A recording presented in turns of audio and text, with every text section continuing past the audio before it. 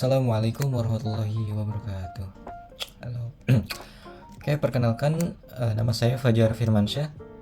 Saya dari kelas 5B dari kampus BSI Merdeka yang di Bogor ya. Nah, di sini kita mau menjelaskan sekaligus praktek sedikit tentang OOP atau pemrograman berorientasi objek, yaitu menggunakan bahasa pemrograman Dart. Nah, di sini yaitu harus install terlebih dahulu Dart di Visual Studio kita, komputer kita atau laptop kita. Nah, di sini juga Dart ini kita bisa pakai menggunakan framework Flutter. Di mana framework Flutter itu bisa membuat berbagai macam aplikasi multi-platform seperti aplikasi mobile, iOS, ya Android gitu ya. Terus ada bisa bikin website juga, bisa bikin software Windows juga dan lainnya juga. Bisa buat sekali coding aja menggunakan Flutter ini. Untuk sekarang kita memahami basicnya dulu, yaitu menggunakan OOP pakai bahasa Dart ya teman-teman. Nah, di mana kita yaitu kan teman-teman udah tahu kalau OOP itu ada meliputi beberapa misal kelas, abstraction, terus ada inheritance atau turunan gitu ya, ada enkapsulasi atau buat pembungkusannya itu sama polymorphism. Oke teman-teman, nah di mana kan ada bahasa pemrograman terstruktur sama OOP. Nah di mana kita menggunakan OOP ini, Object Oriented Programming, di mana kita menggunakan objek sebagai pemrogramannya. Ada folder ini project TWS, namanya itu OP_Dart. Jika teman-teman udah buat projectnya, tinggal drag and drop aja ke Visual Studio Code-nya. Nah, di sini teman-teman nanti akan mendapatkan satu file, yaitu namanya di folder lib dulu ada op_dart .dart karena kita nama foldernya itu. Terus di binnya, nah ini kita buat kayak function mainnya itu buat ngerunning debugnya bahasa pemrograman Dart ini. Kan kalau di website itu ada namanya index gitu ya, index.php, index.js gitu. Nah di sini kita di folder bin ini. Nah teman-teman, langkah selanjutnya kalau udah buat itu, tinggal buat file class.dart. Bisa buat beberapa kelas nih, bisa buat kelas yang meliputi abstraksi, enkapsulasi gitu ya, polymorphism juga.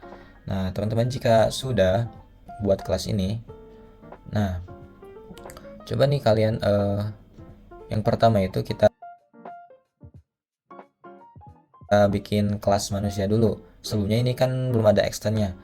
Buat variabel namanya nama, terus tipe datanya itu string, sama kita kasih string kosong dulu ya buat menampung datanya tersebut. Terus kita tinggal melakukan dimana nama kelas manusia, terus kita kasih parameter barunya yaitu namanya nm. Terus kita tinggal panggil aja nih this.nama sama dengan nm. Nah sebenarnya nggak pakai this juga nggak apa-apa teman-teman. Oke. Terus kita langsung buat nih function makan. Nggak lupa juga kita kasih override juga ya teman-teman, karena di sini buat memanggil seperti OP-nya tersebut karena kita menggunakan OP-nya. Di print ini kita tinggal langsung nampilin aja nih, atau kalau di PHP itu seperti echo ya, buat nampilin outputnya. Dimana di print ini kita tinggal panggil $nama yang udah kita buat di atas, terus makan nasi. Nah jika teman-teman udah ngebuat nih, contohnya kita yang ini dulu ya teman-teman. Ini komentar dulu.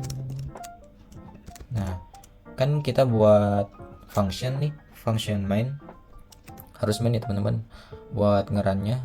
Terus kita bikin variabel programmer di mana isinya itu ada kelas manusia yang udah kita buat di file kelas ini.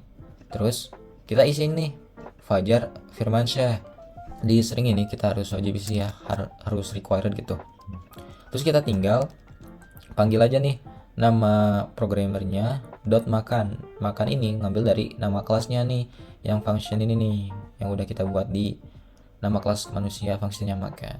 Oke teman-teman, coba kita running dulu.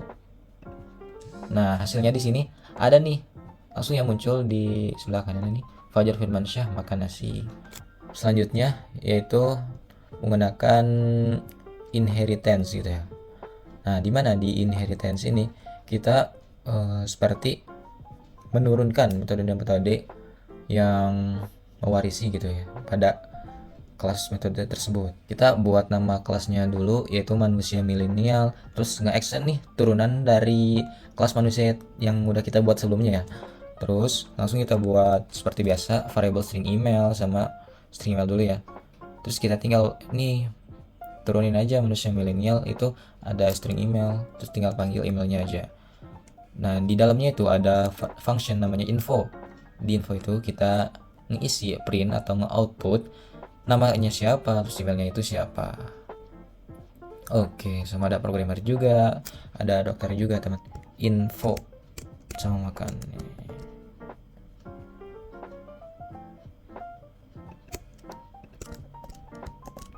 Oke. Di atas.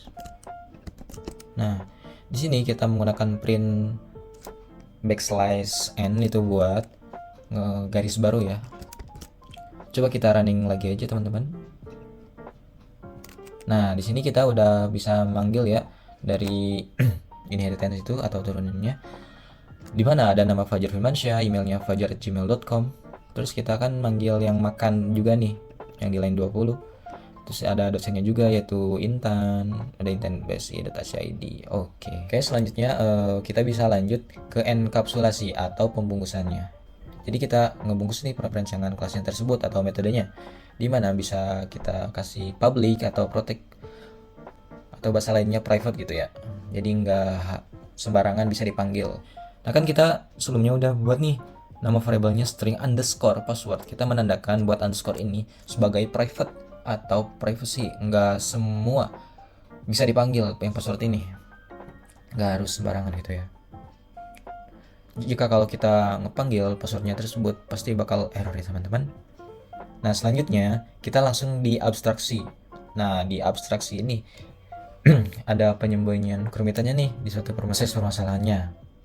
Nah tujuannya kita bisa dapat membuat superkelas atau kelas awalnya untuk kelas lainnya. Di atas nih langsung kita buat aja ya nama abstrak. Nama kelasnya itu ada society. Terus kita tinggal panggil aja nih function makan yang udah kita buat sebelumnya. Nah yang ini teman-teman ya. Jika sudah dibuat, kita langsung coba panggil aja nih. Kayak contohnya manusia milenial, string email tersebut teman-teman ya. Menggunakan abstrak kelas society yang udah kita buat di atas. Oke, coba kita running dulu ya teman-teman. Hacker.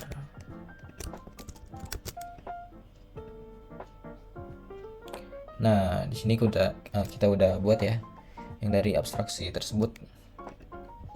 Kita buat paling atas aja ya, nggak abstrak gitu. Oke, yang terakhir ini ada polymorphism.